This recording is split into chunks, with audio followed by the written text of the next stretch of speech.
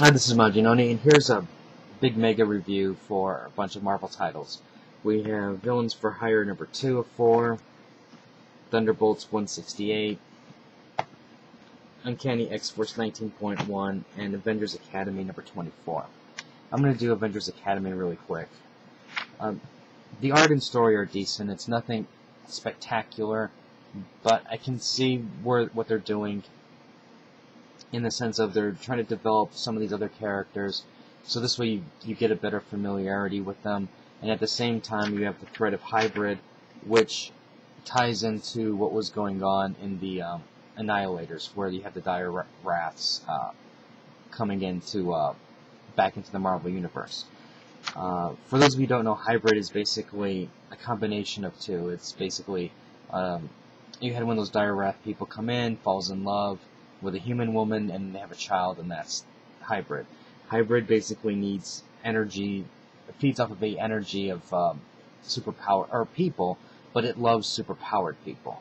And Reptile forms an alliance with him, and he's going to use hybrid to basically destroy the Avengers Academy, but he needs to be careful as to which one he needs to keep alive, because he has to ensure that his daughter is born in the future. Now, overall, I mean, it's a decent read. It's nothing great. Like, if somebody were to say, what would you recommend to read? I don't think I'd really recommend, this wouldn't be on my list, but it's just, I guess you can say, for me, it's building up to something. And what I'm hoping is, with the right creative push, right creative storylines and content, a lot of these sub-characters who would never get any attention could develop into something popular and great, like 5 years down the road, 10 years down the road. So I'm hoping that this book will continue, and they'll have interesting stories. At least right now it's decent, but nothing wow. Next up is Uncanny X-Force 19.1. This is a fantastic read. Tan did a great job with art. Remender also is doing a home run with the writing in this book. This is basically continuing the storyline from the Apocalypse Angel saga, and what's going on is Apocalypse Wolverine is basically trying to kill all the humans, and some of the mutants, like Sabretooth and Rachel, are teaming up with some human resistance, and then they're trying to basically save as many humans as possible.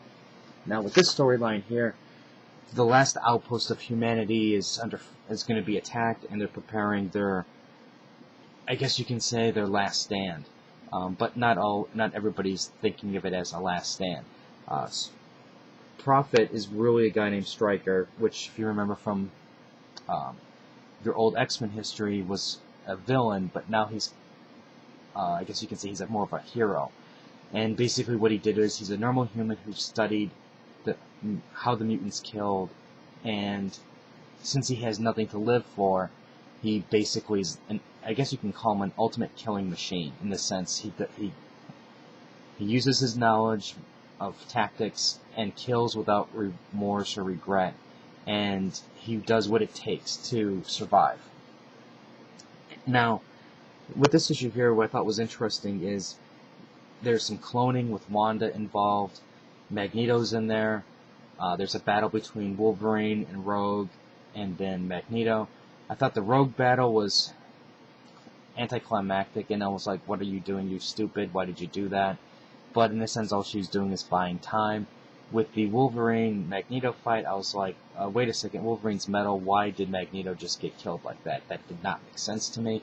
Doesn't matter how weak he is, the fact of, you're fighting somebody with metal skeleton, there should have been no problem in destroying him from the very beginning. But, if you did that, you don't have a story, so. Now, the end result of this book here is springboarding into the Age of Apocalypse storyline, the ongoing. And I'm really curious to see what's going to happen in that, because of how the events of this issue unfolded. I don't want to give up too much spoilage, but I will say that it's going to be very difficult for the Resistance to continue their fight. And I'm actually excited. I'm really looking forward to the Age of Apocalypse. And when I first saw the art, the page in previews, I was like laughing at it. But after reading this, I'm like, okay, I'm on board. I'm definitely buying it. So this is definitely a home run for me. Thunderbolts number 168. This, if you remember in the past few issues, a lot of the content of the story was basically with the Thunderbolts trapped in time. This centers more on the aftermath of the battle. It goes with Luke Cage fighting and capturing the other escaped villains, and it's dealing with Songbird and Mock, and then dealing with the government about what happened. It's an interesting read, especially with Luke Cage and how Mr. Fear attacks him and deals with his fears and stuff. It's a nice transition issue.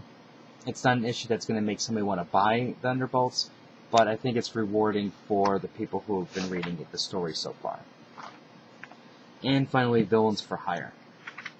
I'm really enjoying it. It's really entertaining. It's nice seeing Misty Knight playing the field and using villains to attack villains. And there's some interesting or funny moments in here, and I'm really looking forward to seeing what's going to happen in the future. I think the art's pretty good. The writing is decent. I think this is going to make a nice... so far, it looks like it's going to make a nice miniseries. This is, I think, going to be difficult for people who have never really read Marvel to jump aboard, because they have no idea who these people are.